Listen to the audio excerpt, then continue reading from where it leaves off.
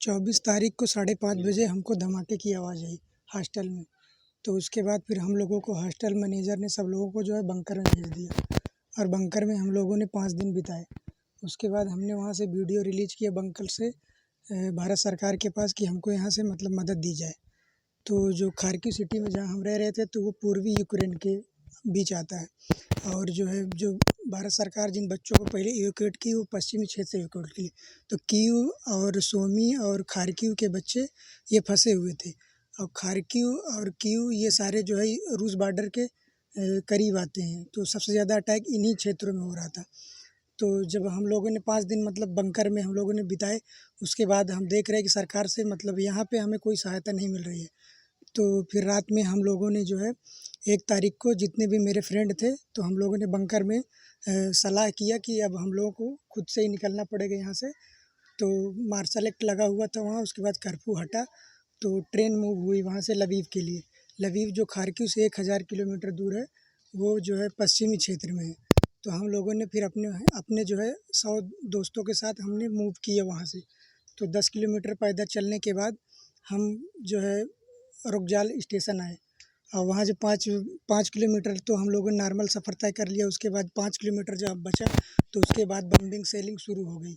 किसी तरह से बचते हुए हम लोगों ने डरे सहमे हुए बचते हुए किसी तरह से हम लोग रुकजाल स्टेशन आए।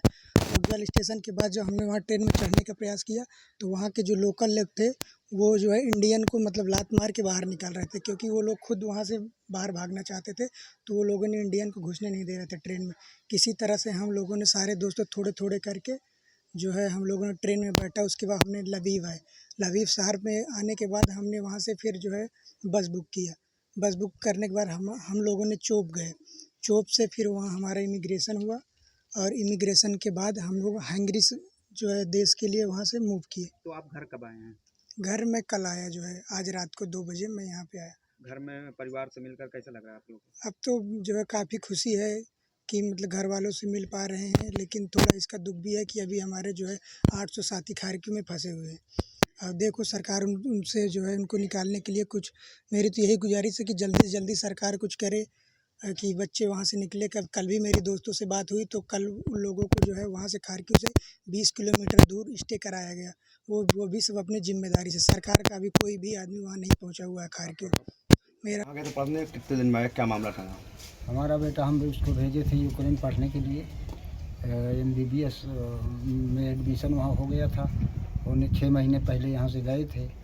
1 सेमेस्टर इनका पूरा भी हो चुका था, लेकिन जब वहाँ से हमको सूचना मिली कि वहाँ युद्ध शुरू हो गया है तो हम लोगों को बड़ी चिंता हुई। चिंता में हम लोग बहुत परेशान थे। ईश्वर से प्रार्थना कर रहे थे कि हमारे बेटा कब किसी तरीके से अच्छे तरीके से आ जाए।